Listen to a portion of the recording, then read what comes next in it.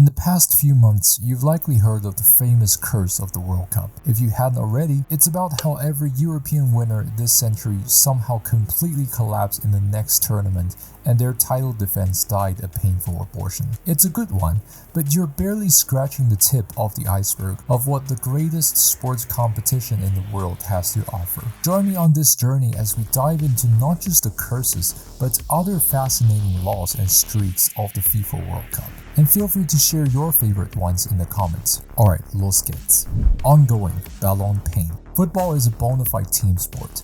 Yet, since it also has individual awards, we fans dream of a perfect combo where someone fresh off winning the biggest awards would ride on the hype train and swiftly take his nation to World Cup glory with a Maradona-esque run. Of course, it's a dream because no one has actually ever done it in real life. In the Ballon d'Or era, 17 winners have had the chance to cement their legacy in the World Cup immediately following their individual triumphs, and they've been as successful as Morocco's World Cup bids. Some reigning winners came pretty close, such as R9, Rummenigge, and Cruyff, but none were closer than 1993 winner Baggio, who actually did pull off a Diego-esque carry job only to have all of it buried with blame that never should have fallen upon him. A great shame, as it all went downhill from there, what with the new millennium winners never once reaching the semi-final. Haka, I wanna be a smartass. Ballon d'Or was just a European thing, you better also check out the South American equivalent. So I did. Same conclusion. In fact, only Maradona as the unofficial 1989 winner even made the final in the following year. And if you wonder why Diego didn't win in 85, he was busy figuring out the Serie A while rejoining the national team, having been dropped for 3 years. Yeah, that happened. The only counter to this curse is Pelé as the 1961 alternative winner in a 2016 Rio Award, but that's still a stretch as Brazil won in 62 practically without him. So basically, France has 2 strong curses preventing them from winning again. Good luck with that. Broken, homesick Europe. There was a plethora of great curses and streaks that sadly got broken in recent years, but I still think they're worth sharing. A long-standing one was European nations' incompetence whenever they had to travel out of continent. In 2006, the tournament was won by Europe for the 9th time, but each one on European soil and no exception. In contrast, the South Americans conquered every continent to that point. Brazil even pulled off an invasion of Europe in 1958. With Africa on the horizon, famous anti-corruption leader Michel Platini struck a deal with the football gods. UEFA shall finally rule the world free of homesickness in exchange for the trophy sickness becoming permanent. And that's the story of how Spain broke the curse in Africa by sacrificing Italy, and how Germany returned the favor to South America by sacrificing Spain. Did I just write a novel? Ongoing. Why always you too? This one is my personal favorite, and it's more of an incredible streak than a curse. There are 2 football clubs that have amazingly had at least one player make the World Cup final in the last 10 editions. I'll give you 3 seconds to guess who they are. If you guessed Bayern and Internazionale, congrats, you get my shiny noseball medal. It started in 82 with 3 straight finals featuring West Germany, who had lots of players playing for both Bayern and Inter. After Italia 90, however, this streak survived by the skin of its teeth multiple times. Only Jorginho and Berti made the final in 94. 98 was the French minorities and R9. 2002 was easier for Bayern as Germany made the final, but Inter barely put out a just recovered R9 who was already eyeing on Madrid. After another close call in 06, 2010 was taken care of by the Dutchmen, who also recently met in the UCL final. 2014 saw a great revival of 1990 for both countries and both clubs, but 4 years later, the tables turned again and seemed like this crazy streak had finally reached its last breath. Germany inexplicably got grouped, while Italy inexplicably missed the tournament altogether, with other Bayern and Inter reps all sent packing by the round of 16. The former could at least count on Toliso's France, but the latter, Perisic and Brozovic's Croatia, missed me with that. Oh. Broken, Axis of 1982.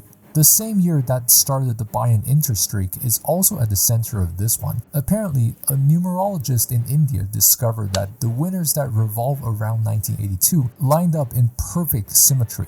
Or in his words, their winning years all added up to 1982 times 2 equals 3964.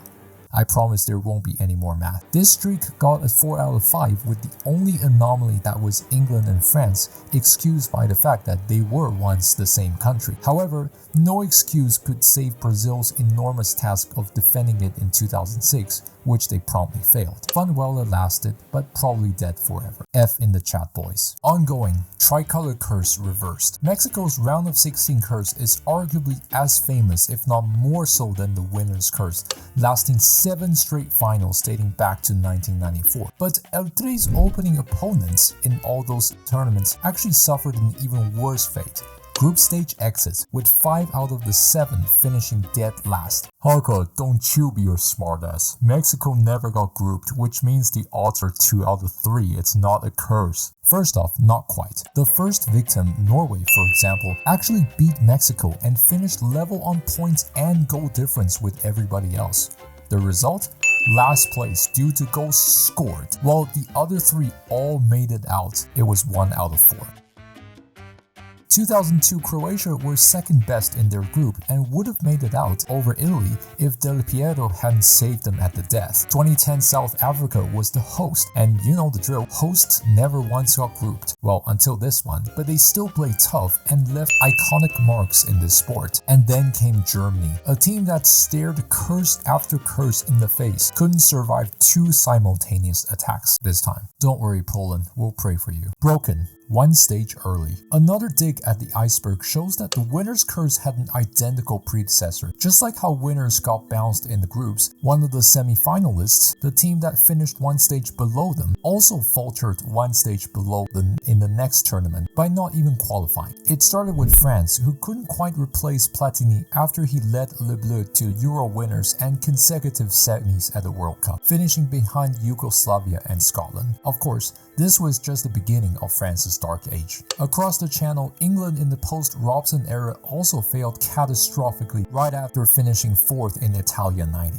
With all the other great 80s teams also undergoing transition, 1994 became the most chaotic World Cup to that point, with 2 dark horses fighting for 3rd place and Sweden victorious. Compared to France and England, it was more understandable that they didn't show up 4 years later. But it absolutely wasn't for the great Netherlands, who despite reaching the last 4 in consecutive tournaments and boasting one of the strongest squads that could win the whole thing, didn't even show up. And this was just a part of 2002 becoming even more chaotic than 94, with Turkey claiming a spot on the podium. The Turks tried their best to run it back but were denied in a thrilling playoff tie against the Swiss. This though gave hope that maybe next time the semi-finalists would finally trounce this curse that had lasted 5 finals. Sure enough, just like Homesick Europe, 2010 saw the end as Portugal beat Bosnia, and for the first time in ages, the 3rd and 4th nations from 4 years ago would make their return. It was further rubber-stamped by Uruguay and Germany 4 years later, and despite minor deviation from the Dutch,